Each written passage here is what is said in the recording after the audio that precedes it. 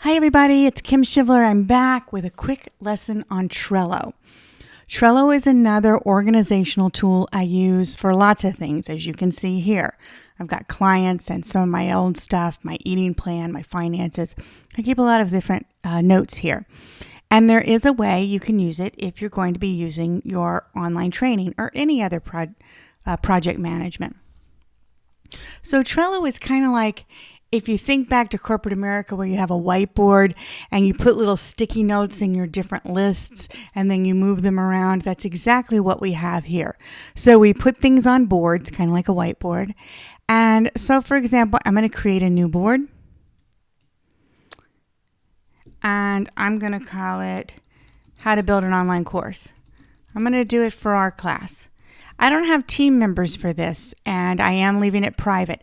There are ways to make public boards, but personally, I don't.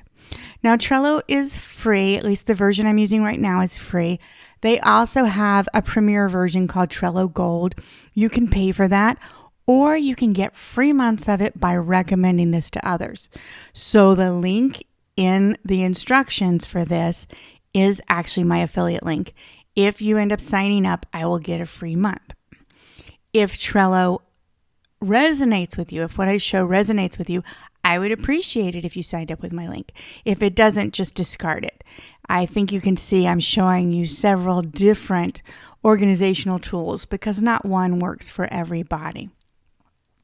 So the key here is you add lists, and then within the list, so think of a list like if you were going to map out a whiteboard, the columns on the whiteboard, that list, and then within it, you would have cards. So sometimes people actually put lists for projects, but because for the most part with Trello, again, we're thinking almost that whiteboard, moving through a progression. A lot of times people do like to do, in progress, and done. So I'm going to do that right now. So I'm going to do to do. Sometimes I actually do a quick planning stage first. So I have the planning stage, what I need to do based on that, because sometimes planning, as you know, is much even rougher than that, and then done. So I'm going to set them up that way. So for me, I'm going to add a card, and I'm going to call it Session 1. Now, we're already done with that, but I want to show you how this works. Session 1, let's see, I'm going to call it Live Session 1. Session 1, and that was Introduction to Content Development. All right, so then on that card, you can add comments, you can add a checklist, you can add a due date, you can add attachments. As I said, you can have a team with members. So I'm just going to leave mine as that because that was the original one. Now I'm going to add a second card, which is Live Session 2. That's the one we'll be doing on our second session. And that's going to be delivery methods.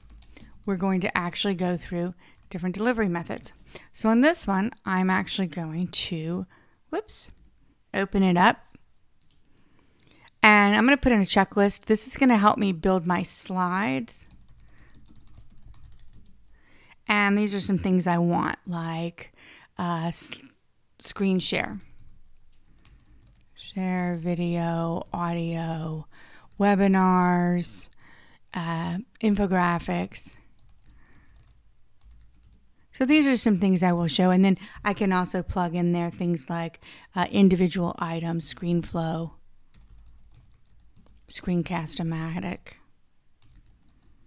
These are things we're going to be looking at during the presentation. So I've got my checklist there, and I can set a due date on this, which of course will be Wednesday, October 28th. So I now have a due date. And I have something I'm working on. I can add comments. And if I was using a whole team, we could have different members with comments, etc. So, for example, Session 1, we have finished. So I'm going to move it all the way over here to done.